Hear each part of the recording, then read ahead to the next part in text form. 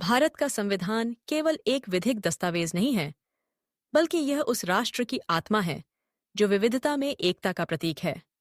और जब हम इसके निर्माण की बात करते हैं, तो डॉक्टर भीमराव अंबेडकर का नाम एक क्रांतिकारी विचारक, समाज सुधारक और संवैधानिक वास्तुकार के रूप में सामने आता है। संविधान का निर्माण एक ऐतिहासिक प्रक्रिया थी, जिसकी नींव ब्रिटिश शासन की लंबी दास्ता, सामाजिक असमानता और आजादी की तीव्र आकांक्षा के बीच रखी गई थी। ब्रिटिश काल में भारत के कानून अंग्रेजों के हित में बनाए जाते थे, जिसमें आम भारतीय की भागीदारी नहीं थी। 1858 से लेकर 1947 तक भारत में कई एक्ट्स और सुधार हुए, जैसे 1858 का भारतीय शासन अधिनियम, 1919 का मॉन्टेग्यू चेम्सफोर्ड सुधार और 1935 का भारत सरकार अधिनियम। लेकिन इन सभी में भारतीयों को कभी संपूर्ण अधिकार नहीं मिले। आजादी की लड़ाई के दौरान महात्मा गांधी, पंडित नेहरू, सरदार पटेल जैसे नेताओं के साथ साथ एक ऐसा व्यक्तित्व भी था जिसने सामाजिक न्याय और समानता को आजादी से पहले ही अपने विचारों में स्थापित कर लिया था, और वह थे डॉक्टर अंबेडकर। उनका जन्म 14 अप्रैल 18 से कियाले को मध्य प्रदेश के महू में एक दलित महार परिवार में हुआ था, जहां उन्हें बचपन से ही छुआछूत, भेदभाव और सामाजिक तिरस्कार का सामना करना पड़ा। लेकिन उनकी बुद्धि, पढ़ाई में उत्कृष्टता और ज्ञान के प्रति लगन ने उन्हें कोलंबिया यूनिवर्सिटी और लंदन स्कूल ऑफ इकोनॉमिक्स तक पहुंचाया, जहां उन्होंने कानून, अर्थशास्त्र और राजनीति में उच्च शिक्षा प्राप्त की। डॉक्टर अंबेडकर ने बहुत पहले समझ लिया था कि भारत की सबसे बड़ी समस्या केवल विदेशी शासन नहीं, बल्कि आंतरिक सामाजिक असमानता है। वे मानते थे कि जब तक समाज में हर वर्ग को समान अधिकार नहीं मिलेगा, तब तक आजादी अधूरी रहेगी। इस सोच के साथ उन्होंने दलितों और वंचितों के अधिकारों की लड़ाई लड़ी और समाज में बराबरी के लिए आंदोलन चलाया। उन्होंने बहिष्कृत हितकारिणी सभा, मूक नायक और समता समाज जैसे संगठन और पत्रिकाएं शुरू कीं, जिनका उद्देश्य था दलितों को शिक्षा, अधिकार और आत्मसम्मान दिलाना। 1930 के दशक में जब ब्रिटिश सरकार ने संविधान निर्माण की चर्चा शुरू की और राउंड टेबल कॉन्फ्रेंस का आयोजन किया, तो डॉक्टर अंबेडकर उसमें दलितों की आवाज बनकर सामने आए।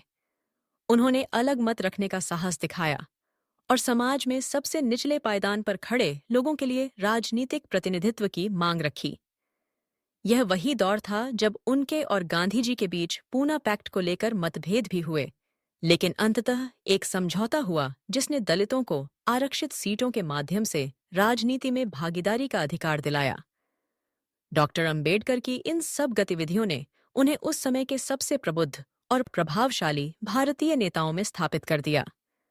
जब भारत स्वतंत्र हुआ और संविधान निर्माण की प्रक्रिया शुरू हुई, तब यह स्वाभाविक था कि संविधान प्रारूप समिति का अध्यक्ष ऐसे ही व्यक्ति को बनाया जाए जो केवल कानून का ज्ञाता न हो, बल्कि समाज की गहराई से समझ रखता हो।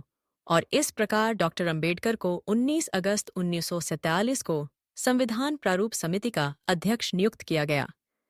यह क्षण केवल एक व्यक्ति का नहीं, अनित्यातिया की हूँ, बल्कि करोड़ों वंचितों और पीड़ितों की आशाओं और सपनों का प्रतीक था, जिन्होंने पहली बार महसूस किया कि अब भारत एक ऐसा देश बनने जा रहा है जहां सभी को बराबरी का अधिकार मिलेगा। डॉक्टर अंबेडकर का यह सफर केवल उनके जीवन की सफलता नहीं थी, बल्कि यह भारतीय संविधान के जन्म की शुरुआत थी। संविधान प्रारूप समिति का नेतृत्व करना किसी सामान्य चुनौती से कहीं अधिक था। डॉक्टर अंबेडकर के सामने एक ऐसा दस्तावेज तैयार करने की जिम्मेदारी थी जो न केवल स्वतंत्र भारत को एक वैधानिक रूपरेखा दे सके, बल्कि उसकी बहुलता, विविधता और गहराई को भी समाहित कर सके। यह कार्य केवल कानूनी शब्दों का खेल नहीं था, बल्कि एक ऐसा मंच तैयार करना था जिस पर भारत के भविष्य की पटकथा लिखी जानी थी। एक ऐसी पटकथा जिसमें हर नागरिक को न्याय, स्वतंत्रता, समानता और बंधुत्व का स्थान मिल सके। डॉक्टर अंबेडकर ने विश्व के लगभग 60 से अधिक संविधानों का गहन अध्ययन किया और उनके उपयुक्त तत्वों को भारतीय संदर्भ में ढालने की कोशिश की। उन्होंने अमेरिका के मौलिक अधिकारों से प्रेरणा लेकर भारतीय संविधान में मौलिक अधिकारों को समाहित किया, ब्रिटेन की संसदीय प्रणाली को अपनाया, कनाडा के संघीय ढांचे को शामिल किया और आयरलैंड के नीति निदेशक सिद्धांतों को भारत में प्रस्तुत किया। लेकिन डॉक्टर अंबेडकर का योगदान केवल इन विदेशी अवधारणाओं को भारत में लागू करने तक सीमित नहीं था।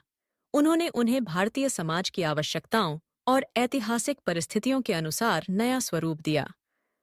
वे मानते थे कि भारत की समस्याएं केवल राजनीतिक नहीं, बल्कि गहराई से सामाजिक थीं। इसलिए संविधान को ऐसा होना चाहिए जो समाज के हर वर्ग को न्याय सुनिश्चित करे। डॉक्टर अंबेडकर ने कहा था कि अगर संविधान में सामाजिक और आर्थिक समानता को महत्व नहीं दिया गया, तो राजनीतिक स्वतंत्रता बेमानी हो जाएगी। इसी सोच के तहत उन्होंने मौलिक अधिकारों के साथ-साथ नीति निदेशक सिद्धांतों को भी जोड़ा, जो सरकार को एक सामाजिक कल्याणकारी राज्य की दिशा में कार्य करने के लिए प्रेरित करते हैं। उन्होंने यह भी सुनिश्चित किया कि दलितों, पिछड़ों और आदिवासियों को पर्याप्त प्रतिनिधित्व और अवसर मिलें। इसके लिए उन्होंने आरक्षण की व्यवस्था का समर्थन किया, ताकि ऐतिहासिक रूप से वंचित वर्गों को बराबरी का मंच मिल सके। डॉक्टर अंबेडकर की यह दूरदर्शिता केवल उनके अध्ययन और अनुभव का परिणाम नहीं थी, बल्कि यह उनके भीतर से उठती हुई सामाजिक न्याय की पुकार थी, जिसे उन्होंने कानून के शब्दों में ढाल दिया। भारत का संविधान केवल एक विधिक दस्तावेज नहीं है, बल्कि यह उस राष्ट्र की आत्मा है जो विविधता में एकता का प्रतीक है। और जब हम इसके निर्माण की बात करते हैं, तो डॉक्टर भीमराव अंबेडकर का नाम एक क्रांतिकारी विचारक, समाज सुधारक और संवैधानिक वास्तुकार के रूप में सामने आता है। संविधान का निर्माण एक ऐतिहासिक प्रक्रिया थी, जिसकी नींव ब्रिटिश शासन की लंबी दासता, सामाजिक असमानता और आज़ादी की तीव्र आकांक्षा के बीच रखी गई थी। ब्रिटिश काल में भारत के कानून अंग्रेजों के हित में बनाए जाते थे, जिसमें आम भारतीय की भागीदारी नहीं थी। 1858 से लेकर 1947 तक भारत में कई एक्ट्स और सुधार हुए, जैसे 1858 का भारतीय शासन अधिनियम, 1919 का मॉन्टेग्यू चेम्सफोर्ड सुधार और 1935 का भारत सरकार अधिनियम। लेकिन इन सभी में भारतीयों को कभी संपूर्ण अधिकार नहीं मिले। आज़ादी की लड़ाई के दौरान महात्मा गांधी, पंडित नेहरू, सरदार पटेल जैसे नेताओं के साथ-साथ एक ऐसा व्यक्तित्व भी था, जिसने सामाजिक न्याय और समानता को आज़ादी से पहले ही अपने विचारों में स्थापित कर लिया था, और वह थे डॉक्टर अंबेडकर। उनका जन्म 14 अप्रैल 1891 को मध्य प्रदेश के महू में एक दलित महार परिवार में हुआ था, जहां उन्हें बचपन से ही छुआछूत, भेदभाव और सामाजिक तिरस्कार का सामना करना पड़ा। लेकिन उनकी बुद्धि, पढ़ाई में उत्कृष्टता और ज्ञान के प्रति लगन ने उन्हें कोलंबिया यूनिवर्सिटी और लंदन स्कूल ऑफ इकोनॉमिक्स तक पहुंचाया, जहां उन्होंने कानून, अर्थशास्त्र और राजनीति में उच्च शिक्षा प्राप्त की। डॉक्टर अंबेडकर ने बहुत पहले समझ लिया था कि भारत की सबसे बड़ी समस्या केवल विदेशी शासन नहीं, बल्कि आंतरिक सामाजिक असमानता है। वे मानते थे कि जब तक समाज में हर वर्ग को समान अधिकार नहीं मिलेगा, तब तक आज़ादी अधूरी रहेगी। इस सोच के साथ उन्होंने दलितों और वंचितों के अधिकारों की लड़ाई लड़ी और समाज में बराबरी के लिए आंदोलन चलाया। उन्होंने बहिष्कृत हितकारिणी सभा, ऋषियेसा, मूक नायक और समता समाज जैसे संगठन और पत्रिकाएं शुरू कीं, जिनका उद्देश्य था दलितों को शिक्षा, अधिकार और आत्मसम्मान दिलाना। 1930 के दशक में जब ब्रिटिश सरकार ने संविधान निर्माण की चर्चा शुरू की और राउंड टेबल कॉन्फ्रेंस का आयोजन किया, तो डॉक्टर अंबेडकर उसमें दलितों की आवाज बनकर सामने आए। उन्होंने अलग मत रखने का साहस दिखाया और समाज में सबसे निचले पायदान पर खड़े लोगों के लिए राजनीतिक प्रतिनिधित्व की मांग रखी। यह वह दौर के था जब उनके और गांधी जी के बीच पूना पैक्ट को लेकर मतभेद भी हुए, लेकिन अंततः एक समझौता हुआ, जिसने दलितों को आरक्षित सीटों के माध्यम से राजनीति में भागीदारी का अधिकार दिलाया। डॉक्टर अंबेडकर की इन सब गतिविधियों ने उन्हें उस समय के सबसे प्रबुद्ध और प्रभावशाली भारतीय नेताओं में स्थापित कर दिया। जब भारत स्वतंत्र हुआ और संविधान निर्माण की प्रक्रिया शुरू हुई, तब यह स्वाभाविक था कि संविधान प्रारूप समिति का अध्यक्ष ऐसे ही व्यक्ति को बनाया जाए, जो केवल कानून का ज्ञाता न हो, बल्कि समाज की गहराई से समझ रखता हो और इस प्रकार डॉक्टर अंबेडकर को 19 अगस्त 1947 को संविधान प्रारूप समिति का अध्यक्ष नियुक्त किया गया। यह क्षण केवल एक व्यक्ति का नहीं, दीयु पातिमिकी की, बल्कि करोड़ों वंचितों और पीड़ितों की आशाओं और सपनों का प्रतीक था, जिन्होंने पहली बार महसूस किया कि अब भारत एक ऐसा देश बनने जा रहा है जहां सभी को बराबरी का अधिकार मिलेगा। डॉक्टर अंबेडकर का यह सफर केवल उनके जीवन की सफलता नहीं थी, बल्कि यह भारतीय संविधान के जन्म की शुरुआत थी। संविधान प्रारूप समिति का नेतृत्व करना किसी सामान्य चुनौती से कहीं अधिक था। डॉक्टर अंबेडकर के सामने एक ऐसा दस्तावेज तैयार करने की जिम्मेदारी थी जो न केवल स्वतंत्र भारत को एक वैधानिक रूपरेखा दे सके, बल्कि उसकी बहुलता, विविधता, सिरदिदिदा और गहराई को भी समाहित कर सके। यह कार्य केवल कानूनी शब्दों का खेल नहीं था, बल्कि एक ऐसा मंच तैयार करना था जिस पर भारत के भविष्य की पटकथा लिखी जानी थी। एक ऐसी पटकथा जिसमें हर नागरिक को न्याय, स्वतंत्रता, समानता और बंधुत्व का स्थान मिल सके। डॉक्टर अंबेडकर ने विश्व के लगभग 60 से अधिक संविधानों का गहन अध्ययन किया और उनके उपयुक्त तत्वों को भारतीय संदर्भ में ढालने की कोशिश की। उन्होंने अमेरिका के मौलिक अधिकारों से प्रेरणा लेकर भारतीय संविधान में मौलिक अधिकारों को समाहित किया, ब्रिटेन की संसदीय प्रणाली को अपनाया, कनाडा के संघीय ढांचे को शामिल किया और आयरलैंड के नीति निदेशक सिद्धांतों को भारत में प्रस्तुत किया। लेकिन डॉक्टर अंबेडकर का योगदान केवल इन विदेशी अवधारणाओं को भारत में लागू करने तक सीमित नहीं था। उन्होंने उन्हें भारतीय समाज की आवश्यकताओं और ऐतिहासिक परिस्थितियों के अनुसार नया स्वरूप दिया। वे मानते थे कि भारत की समस्याएं केवल राजनीतिक नहीं, बल्कि गहराई से सामाजिक थीं। इसलिए संविधान को ऐसा होना चाहिए जो समाज के हर वर्ग को न्याय सुनिश्चित करे। डॉक्टर अंबेडकर ने कहा था कि अगर संविधान में सामाजिक और आर्थिक समानता को महत्व नहीं दिया गया, तो राजनीतिक स्वतंत्रता बेमानी हो जाएगी। इसी सोच के तहत उन्होंने मौलिक अधिकारों के साथ साथ नीति निदेशक सिद्धांतों को भी जोड़ा, जो सरकार को एक सामाजिक कल्याणकारी राज्य की दिशा में कार्य करने के लिए प्रेरित करते हैं। उन्होंने यह भी सुनिश्चित किया कि दलितों, पिछड़ों और आदिवासियों को पर्याप्त प्रतिनिधित्व और अवसर मिलें। इसके लिए उन्होंने आरक्षण की व्यवस्था का समर्थन किया, ताकि ऐतिहासिक रूप से वंचित वर्गों को बराबरी का मंच मिल सके। डॉक्टर अंबेडकर की यह दूरदर्शिता केवल उनके अध्ययन और अनुभव का परिणाम नहीं थी, बल्कि यह उनके भीतर से उठती हुई सामाजिक न्याय की पुकार थी, जिसे उन्होंने कानून के शब्दों में ढाल दिया। डॉक्टर अंबेडकर ने संविधान निर्माण में जो मूल तत्व सम्मिलित किए, वे केवल कानूनी नहीं, बल्कि गहराई से मानवीय थे। वे मानते थे कि संविधान का उद्देश्य सिर्फ शासन प्रणाली तय करना नहीं है, बल्कि समाज में एक ऐसी व्यवस्था बनाना है जिसमें हर व्यक्ति को गरिमा, अवसर और समानता मिले। इसी भावना से उन्होंने संविधान की प्रस्तावना को एक नैतिक घोषणा पत्र की तरह रखा, जिसमें न्याय, स्वतंत्रता, समानता और बंधुत्व की भावना को केंद्र में रखा गया। यह केवल शब्द नहीं थे, बल्कि डॉक्टर अंबेडकर के जीवन का सार थे, जिन्होंने अन्याय और भेदभाव के बीच अपनी शिक्षा, संघर्ष और बुद्धि से वह स्थान प्राप्त किया था जहां वे करोड़ों भारतीयों की आवाज बन सके। प्रस्तावना में हम भारत के लोग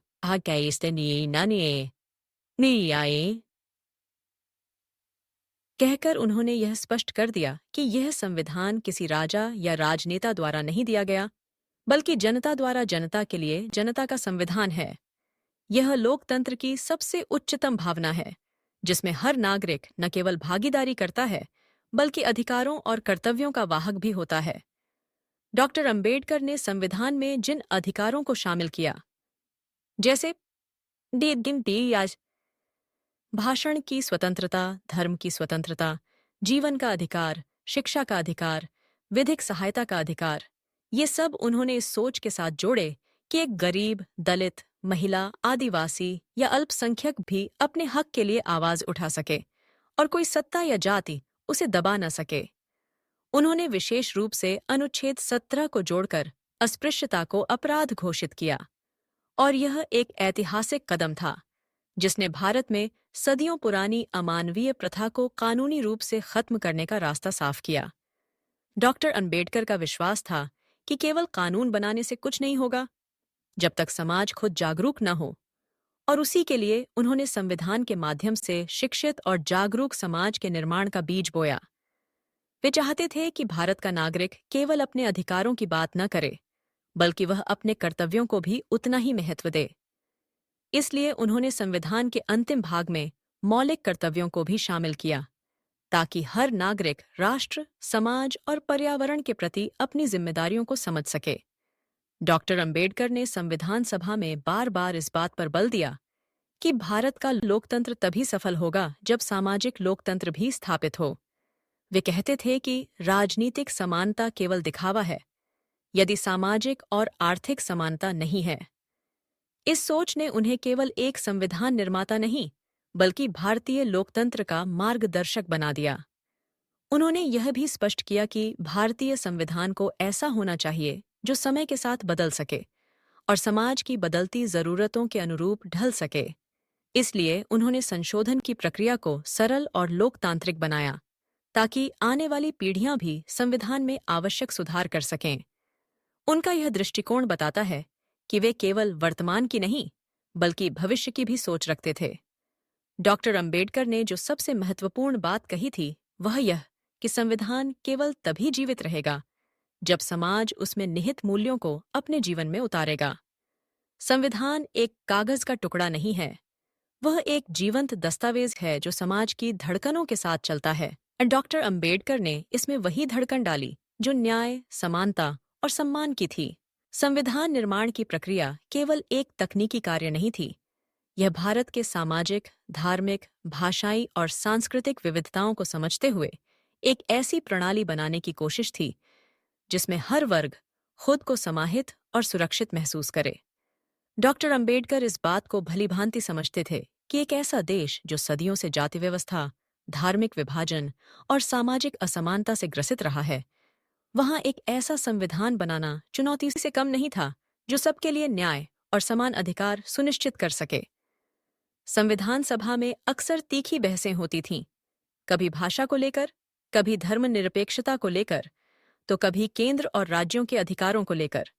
लेकिन डॉक्टर अंबेडकर ने अत्यंत संयम, तर्कशीलता और दूरदर्शिता के साथ हर मुद्दे पर अपना दृष्टिकोण रखा, और अधिकांश बार वह दृष्टिकोण पूरे सदन को संतुष्ट कर देता था।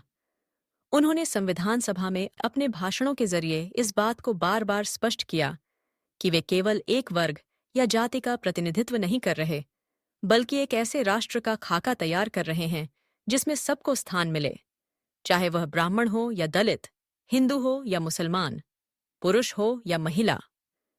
उनके दृष्टिकोण की सबसे बड़ी खूबी थी कि उन्होंने संविधान को किसी एक विचारधारा का दास नहीं बनने दिया। वे एक सेक्युलर राष्ट्र की नींव रख रहे थे, ऐसा राष्ट्र जहां सरकार का कोई धर्म नहीं होगा और हर व्यक्ति को अपने धर्म को मानने, प्रचार करने और अभ्यास करने की पूरी स्वतंत्रता होगी। डॉक्टर अंबेडकर का यह सेक्युलर दृष्टिकोण उस समय और भी महत्वपूर्ण हो जाता है जब हम देखते हैं कि भारत विभाजन के दौरान धार्मिक हिंसा और कट्टरता चरम पर थी, लेकिन उन्होंने संविधान को कट्टरता से बचाकर उदारता का मार्ग दिखाया। उन्होंने कहा कि भारत केवल एक राजनीतिक इकाई नहीं है, यह एक सामाजिक संघ है और इसका संविधान एक सामाजिक क्रांति की शुरुआत है। संविधान में उन्होंने जिस बारीकी से सभी नागरिकों को समानता का अधिकार दिया, वह केवल सिद्धांत नहीं था, बल्कि एक ठोस कानूनी संरचना थी। उन्होंने अनुच्छेद 14, 15 और 16 के माध्यम से यह सुनिश्चित किया कि राज्य किसी के साथ भेदभाव नहीं करेगा, न धर्म के आधार पर, न जाति के आधार पर, न लिंग के आधार पर और न ही जन्मस्थान के आधार पर। यही नहीं, उन्होंने महिलाओं को विशेष अधिकार देने की भी पुरजोर वकालत की। उनका मानना था कि भारत की प्रगति तब तक अधूरी रहेगी जब तक महिलाएं समान रूप से समाज में भाग नहीं लेंगी। डॉक्टर अंबेडकर ने महिला अधिकारों पर जो विचार रखे, वे उस समय के लिए क्रांतिकारी थे। उन्होंने महिलाओं को संपत्ति में समान अधिकार, विवाह, तलाक और भरण पोषण जैसे अधिकार दिलाने की दिशा में पहल की। हालांकि इन मुद्दों पर उन्हें भारी विरोध का सामना भी करना पड़ा, लेकिन उन्होंने कभी अपने आदर्शों से समझौता नहीं किया। वे चाहते थे कि संविधान केवल एक कानूनी ढांचा न हो, बल्कि सामाजिक परिवर्तन का माध्यम बने। और इसीलिए उन्होंने अपने हर प्रस्ताव, अनुच्छेद और अनुशंसा में यह भावना रखी कि समाज के सबसे कमजोर तबकों को सबसे पहले न्याय मिले। डॉक्टर अंबेडकर का यह दृष्टिकोण संविधान सभा में कई बार स्पष्ट रूप से झलकता है। वे बार बार कहते थे कि यदि समाज में बराबरी नहीं है, तो संविधान की बातें केवल किताबों तक सीमित रह जाएंगी। यही कारण है कि उन्होंने भारत को sovereign, socialist, secular, democratic Republic बनाने की दिशा में संविधान की रूपरेखा को तय किया और उसमें नीति निदेशक सिद्धांतों से लेकर मौलिक अधिकारों तक वह हर तत्व रखा, जिससे भारत न केवल एक राजनैतिक लोकतंत्र बने, बल्कि एक सामाजिक और आर्थिक रूप से समतामूलक राष्ट्र भी बन सके। डॉक्टर अंबेडकर की यही विचारशीलता भारत को एक आधुनिक, प्रगतिशील और न्यायपूर्ण राष्ट्र बनाने की ओर पहला ठोस कदम थी। संविधान सभा में 2 साल 11 महीने और 18 दिनों तक चली बहसों, सुझावों, विरोधों और विचार विमर्श के बाद 26 नवंबर 1919 के 39 को भारतीय संविधान को अंगीकार किया गया और 26 जनवरी 1950 को यह आधिकारिक रूप से लागू हुआ।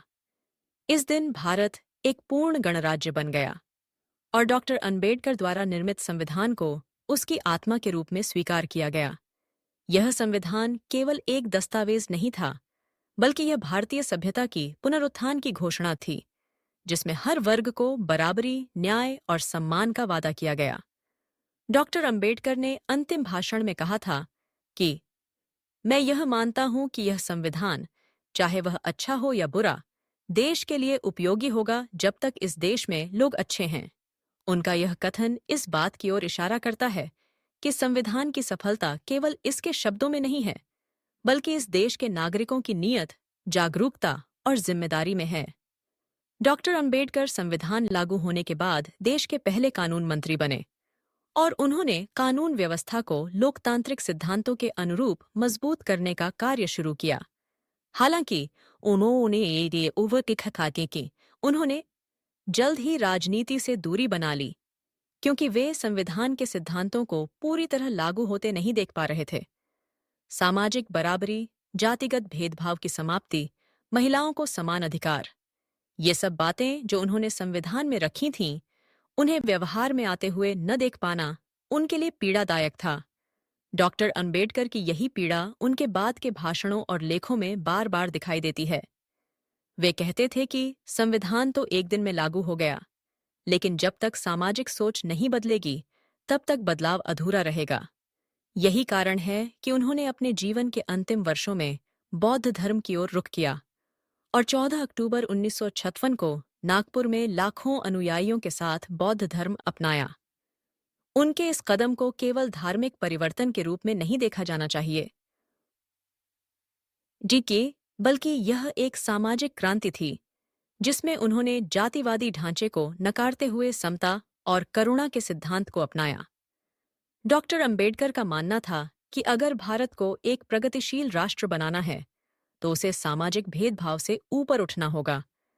उनका यह दृष्टिकोण संविधान की आत्मा से भी जुड़ा था, जो हर नागरिक को समान अधिकार, सम्मान और गरिमा देता है। डॉक्टर अंबेडकर का योगदान केवल संविधान निर्माण तक सीमित नहीं रहा, बल्कि उन्होंने भारतीय समाज की आत्मा को बदलने का कार्य किया। वे एक ऐसे युग पुरुष थे जिन्होंने सिर्फ कानून नहीं लिखा, बल्कि करोड़ों लोगों के मन में आत्मसम्मान और अधिकार की भावना को जगा दिया। उन्होंने भारत को एक नया रास्ता दिखाया, एक ऐसा रास्ता जिसमें कोई ऊंच नीच नहीं, कोई छुआछूत नहीं, कोई भेदभाव नहीं, बल्कि केवल इंसानियत हो। उनका सपना था कि भारत एक ऐसा राष्ट्र बने जहां हर बच्चा, चाहे वह किसी भी जाति, धर्म या वर्ग से आता हो, अपने सपनों को साकार कर सके। डॉक्टर अंबेडकर की सोच आज भी उतनी ही प्रासंगिक है जितनी 75 साल पहले थी। आज जब हम अपने लोकतंत्र की मजबूती की बात करते हैं, तो यह नहीं भूलना चाहिए कि उस लोकतंत्र की नींव एक ऐसे व्यक्ति ने रखी थी जिसने सामाजिक उपेक्षा के अंधकार से उठकर संविधान के आलोक को रचा। डॉक्टर अंबेडकर का जीवन हमें सिखाता है कि अगर इरादा मजबूत हो तो कोई भी बाधा स्थायी नहीं होती। उनका बनाया संविधान न केवल भारत को दिशा देता है, बल्कि यह भी सिखाता है कि समाज में परिवर्तन लाना केवल सरकारों की जिम्मेदारी नहीं, बल्कि हर नागरिक का धर्म है। उन्होंने कहा था कि शिक्षित बनो, संगठित रहो और संघर्ष करो, और यही उनके जीवन का मूल मंत्र था, जो आज भी हर पीढ़ी को प्रेरणा देता है। डॉक्टर अंबेडकर का योगदान केवल संविधान के लेखन तक सीमित नहीं था, बल्कि वह भारत की लोकतांत्रिक आत्मा में एक स्थायी चेतना का संचार करने का प्रयास था, जिसने सामाजिक न्याय, समानता और स्वतंत्रता को हर नागरिक के जीवन का आधार बनाने की कोशिश की। उन्होंने यह अच्छी तरह समझा था कि भारत एक ऐसा देश है जहां जाति, धर्म, भाषा, वर्ग, क्षेत्र और लिंग के आधार पर गहरे विभाजन मौजूद हैं, और यदि इन सभी तत्वों को संविधान में समानता की डोर से नहीं जोड़ा गया, तो लोकतंत्र केवल एक भ्रम बनकर रह जाएगा। उन्होंने हर उस व्यवस्था को संविधान में चुनौती दी जो असमानता को पोषित करती थी। डॉक्टर अंबेडकर के लिए संविधान केवल कानूनों का संग्रह नहीं था, बल्कि वह इसे एक मूल्य आधारित समाज की संरचना मानते थे। एक ऐसा समाज जहां मनुष्य को मनुष्य समझा जाए, न कि उसकी जाति, धर्म या जन्म के आधार पर। उन्होंने न केवल अस्पृश्यता को समाप्त करने का कानूनी प्रयास किया, बल्कि सामाजिक दृष्टिकोण बदलने की भी अपील की। उनका मानना था कि समाज को केवल कानून से नहीं, बल्कि शिक्षा और नैतिक चेतना से भी बदलना होगा। इसीलिए उन्होंने संविधान में शिक्षा को नीति निदेशक सिद्धांतों के रूप में शामिल करवाया, ताकि सरकारों को यह दायित्व सौंपा जा सके कि वे सभी नागरिकों को समान और गुणवत्ता युक्त शिक्षा उपलब्ध करवाएं। डॉक्टर अंबेडकर जानते थे कि शिक्षा ही वह औजार है जो शोषित को अपनी आवाज देने का सामर्थ्य देता है। उन्होंने स्पष्ट कहा था, यदि हमें स्वतंत्रता और समानता बनाए रखनी है, तो शिक्षा को हर बच्चे तक पहुंचाना होगा। उन्होंने आरक्षण जैसी नीतियों को केवल विशेषाधिकार नहीं, बल्कि सदियों से वंचित वर्गों को न्याय दिलाने का साधन माना। उन्होंने यह भी सुनिश्चित किया कि आरक्षण केवल सरकारी नौकरियों तक सीमित न रहे, बल्कि शिक्षा, ऐतिहासिक, राजनीति और संस्थागत भागीदारी में भी हो। संविधान में उन्होंने नीति निदेशक सिद्धांतों के अंतर्गत यह प्रावधान रखा कि राज्य समान वेतन, मातृत्व लाभ, श्रमिक कल्याण और सामाजिक सुरक्षा को प्राथमिकता दे। उन्होंने श्रमिकों के अधिकारों को सशक्त बनाने के लिए संविधान में ऐसे प्रावधान जोड़े जो भारत के आर्थिक विकास के साथ साथ सामाजिक विकास को भी सुनिश्चित करें। डॉक्टर अंबेडकर को यह भी भय था कि यदि केवल पूंजीवादी या बहुसंख्यक हितों पर संविधान आधारित होगा, तो वह अल्पसंख्यकों, गरीबों, मलय, महिलाओं और पिछड़े वर्गों के अधिकारों को सुरक्षित नहीं रख पाएगा। इसलिए उन्होंने हर वर्ग के लिए संविधान में एक संतुलित, न्यायपूर्ण और जवाबदेह शासन व्यवस्था की नींव रखी। वे मानते थे कि लोकतंत्र की असली ताकत संसद या अदालतों में नहीं, बल्कि समाज की चेतना में होती है। इसीलिए उन्होंने संविधान सभा में अपने अंतिम भाषण में 3 चेतावनियां दी थीं। पहली, भक्ति का अंधकार। यदि जनता किसी एक नेता को ईश्वर बना देगी, तो लोकतंत्र नष्ट हो जाएगा। दूसरी, सामाजिक और आर्थिक असमानता। यदि राजनीतिक समानता के साथ सामाजिक और आर्थिक समानता नहीं आई, तो यह असंतुलन संविधान को खोखला बना देगा। तीसरी चेतावनी थी संवैधानिक उपायों के प्रति निष्ठा। यदि हम संविधान के प्रावधानों को दरकिनार कर क्रांति या हिंसा का रास्ता चुनेंगे, तो लोकतंत्र का पतन होगा। डॉक्टर अंबेडकर की यह चेतावनियां आज भी उतनी ही प्रासंगिक हैं जितनी संविधान के निर्माण के समय थीं। उन्होंने भारतीय समाज को केवल अधिकारों के प्रति जागरूक नहीं किया, बल्कि कर्तव्यों की समझ भी दी।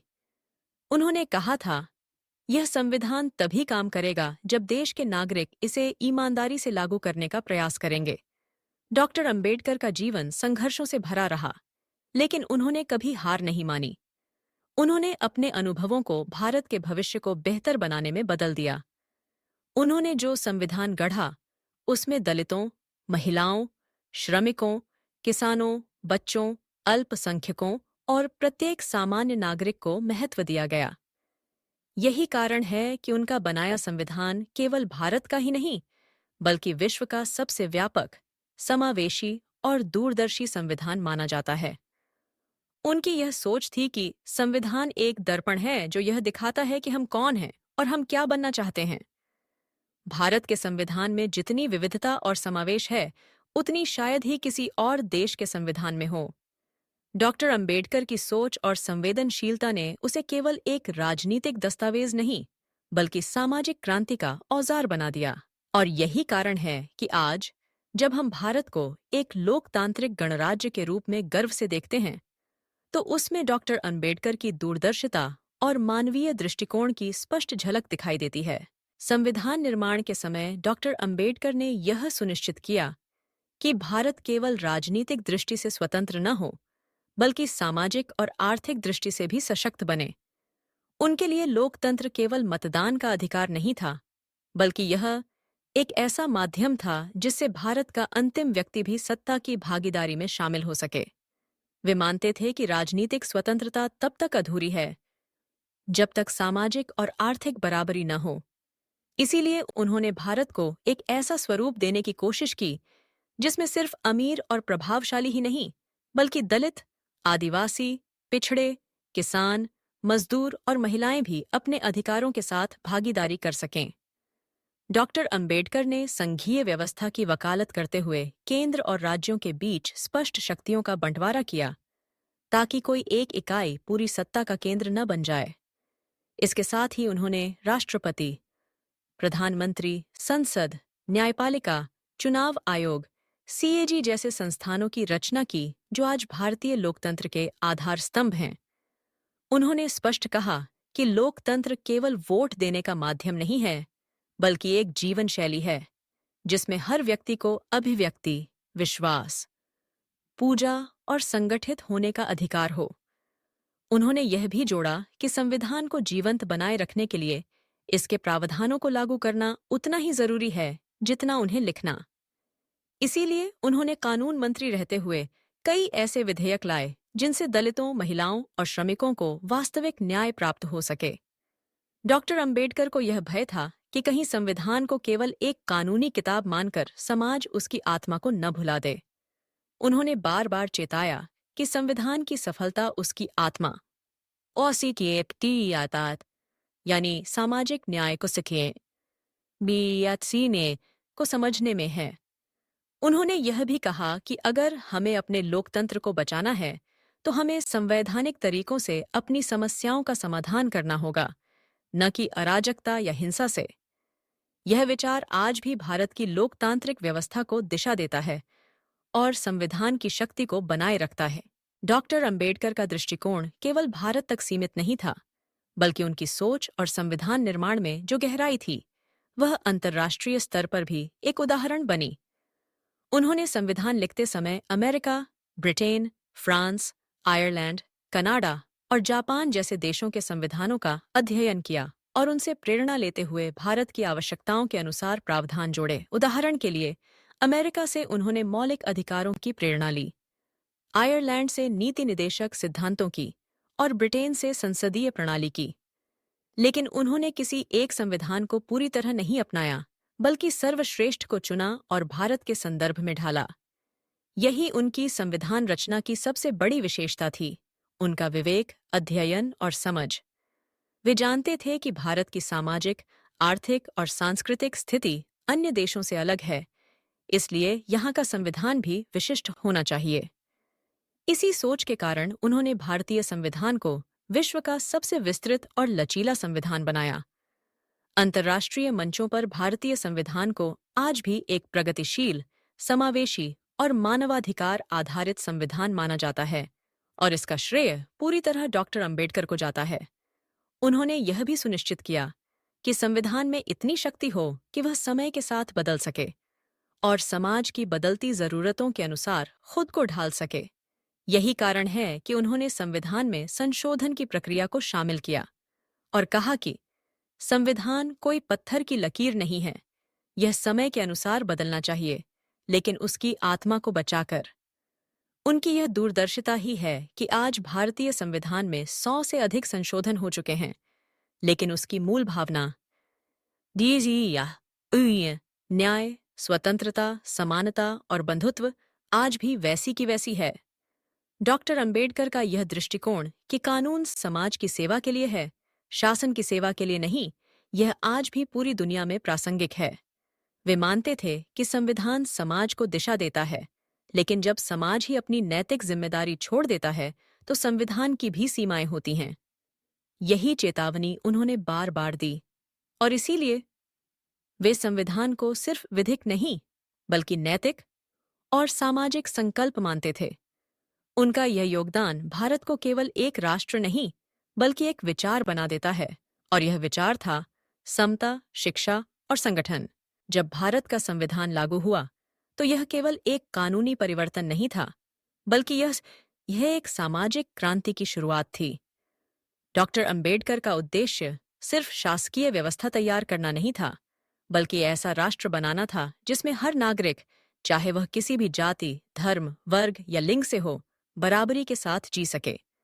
संविधान ने जिस समानता, स्वतंत्रता और न्याय की बात की, वह भारतीय समाज में पहली बार लिखित और कानूनी रूप से सुनिश्चित की गई थी। डॉक्टर अंबेडकर ने जिन वर्गों की आवाज बनकर संविधान सभा में काम किया, वे सदियों से उपेक्षित, शोषित और अपमानित थे, और अब उन्हें पहली बार कानून के माध्यम से मान्यता, सम्मान और अधिकार मिला। उन्होंने न केवल अनुसूचित जातियों, जनजातियों और पिछड़े वर्गों के लिए आरक्षण व्यवस्था सुनिश्चित की, बल्कि यह भी तय किया कि यह व्यवस्था स्थायी न होकर एक सीमित काल के लिए हो, ताकि यह सहायता एक सीढ़ी की तरह उपयोग हो और फिर सभी वर्ग समान मंच पर प्रतिस्पर्धा कर सकें। डॉक्टर अंबेडकर जानते थे कि कोई भी समाज बिना शिक्षा, आत्मविश्वास और सामाजिक बराबरी के आगे नहीं बढ़ सकता। इसलिए उन्होंने सामाजिक सुधारों के लिए शिक्षा को सबसे शक्तिशाली हथियार बताया। उन्होंने कहा था कि अगर आप समाज को बदलना चाहते हैं, तो सबसे पहले लोगों को शिक्षित कीजिए। संविधान लागू होने के बाद उन्होंने कानून मंत्री रहते हुए कई विधेयक लाए, जैसे हिंदू कोड बिल, जो महिलाओं को समान अधिकार देने की दिशा में पहला क्रांतिकारी कदम था। यद्यपि इस विधेयक को भारी विरोध मिला और अंततः उन्हें अपने पद से इस्तीफा देना पड़ा, मागेट, लेकिन उनका विचार और संकल्प नहीं टूटा। उन्होंने जो बात उस समय कही थी, वह आज भी उतनी ही सच्ची है। मुझे अपने पद से हटने का दुख नहीं, लेकिन यह पीड़ा है कि इस देश की महिलाओं को उनका अधिकार देने से रोका जा रहा है। डॉक्टर अंबेडकर केवल अधिकारों की नहीं, बल्कि कर्तव्यों की भी बात करते थे। उन्होंने बार बार इस बात पर जोर दिया कि अगर हर नागरिक अपने कर्तव्यों को समझे और निभाए, तो समाज अपने आप समता और न्याय के मार्ग पर चलेगा। वे मानते थे कि संविधान जितना सरकार के लिए है, उतना ही आम आदमी के लिए भी है। उन्होंने कहा था कि संविधान तभी सफल होगा जब समाज इसकी आत्मा को समझे और उसका पालन करे। डॉक्टर अंबेडकर की विरासत केवल संविधान तक सीमित नहीं रही, बल्कि उनके विचार और सिद्धांत आज भारत के हर सामाजिक आंदोलन, हर न्याय के संघर्ष और हर बदलाव की नींव बन चुके हैं। उन्होंने यह स्पष्ट कर दिया कि किसी भी समाज की ताकत उसकी नैतिकता, ज्ञान और संगठन में होती है। उन्होंने शिक्षित बनो, संगठित रहो और संघर्ष करो का मंत्र दिया, जो आज भी दलित आंदोलन से लेकर युवा जागरूकता तक हर जगह प्रेरणा बनकर जीवित है। डॉक्टर अंबेडकर को सच्ची श्रद्धांजलि ये है कि हम न केवल उनके द्वारा बनाए गए संविधान को सम्मान दें, बल्कि उस पर अमल भी करें। उन्होंने जातिवाद, अंधविश्वास और अन्याय के खिलाफ पूरी जिंदगी संघर्ष किया, और यही संघर्ष आज भारत की आत्मा में समाहित है। उन्होंने एक ऐसा लोकतंत्र बनाने की कोशिश की जहां केवल चुनाव और वोटिंग नहीं, बल्कि सामाजिक बराबरी, सम्मान और अवसर की समानता हो। उनका मानना था कि अगर लोकतंत्र केवल अमीरों या शिक्षितों का उपकरण बन जाए, तो वह लोकतंत्र नहीं, बल्कि एक दिखावा होगा। डॉक्टर अंबेडकर की चेतावनी थी कि अगर समाज ने संविधान की आत्मा को न समझा, तो आने वाला समय विभाजन और संघर्ष से भरा हो सकता है। इसलिए उन्होंने भारतीय संविधान को केवल आज के लिए नहीं, बल्कि आने वाली पीढ़ियों के लिए लिखा। एक ऐसा दस्तावेज जो समय के साथ प्रासंगिक बना रहे और हर भारतीय को उसके अधिकारों और कर्तव्यों का बोध कराता रहे।